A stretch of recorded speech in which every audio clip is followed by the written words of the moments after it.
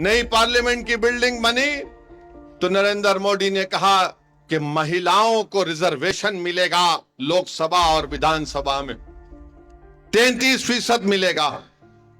जब वो bill parliament में आया तो हमने उठकर कहा कि हम महिला आरक्षण के खिलाफ नहीं है, बस हमारा डिमांड यह है कि इन महिलाओं में ओबीसी महिला क्यों नहीं है, इन महिलाओं के रिजर्वेशन में मुस्लिम महिला क्यों नहीं है।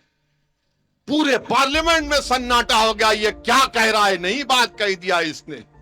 हमने कहा नहीं नहीं, सच्चाई बयान कर रहा हूं। देश के प्रधानमंत्री कहते हैं कि मैं बैकवर्ड क्लास का हूं, तो फिर उन महिलाओं को क्यों हक नहीं मिलेगा।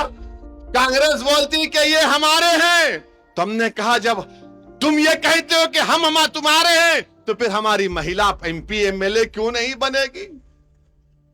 भारत की पार्लियामेंट में अब तक सिर्फ 22 या 23 मुस्लिम महिला एमपी बनी है। हमने पार्लियामेंट में इस बात को उठाया, हमने पार्लियामेंट को हिलाकर रख दिया। और जब बिल पर वोटिंग हो रही थी, इम्तियाज जलील एमपी मेरे साथ बैठे थे। स्पीकर साहब ने हमसे कहा, ओम बिरला साहब राजस्थान के कोटा के, ओम बिरला साहब ने कहा कि ओवैसी साहब आप अपना अमेंडमेंट मूव करेंगे। मैंने कहा बिल्कुल सर, मूव करूंगा। मेरा क्या डिमांड था कि मुस्लिम महिलाओं को भी और ओबीसी महिला को भी उसमें हिस्सा मिलना चाहिए। स्पीकर साहब ने कहा मगर आपके पास आपके साथ कोई नहीं है। मैंने कहा मेरे साथ अल्लाह है सर, मैं सच्चाई के लिए काम कर रहा हूं। हमने बता दिया, 1 घंटा 1.5 घंटा चला वोटिंग। हर बार मैं खड़े होता था कि डिवीजन होना, वोटिंग होना।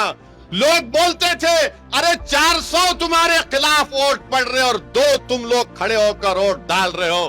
तो मैंने कहा यह बताना चाह रहा हूं भारत की जनता को कि कांग्रेस और बीजेपी मिले हुए हैं। इन दोनों से कोई लड़ रहा है तो 2 लड़ रहे हैं इन लोगों से।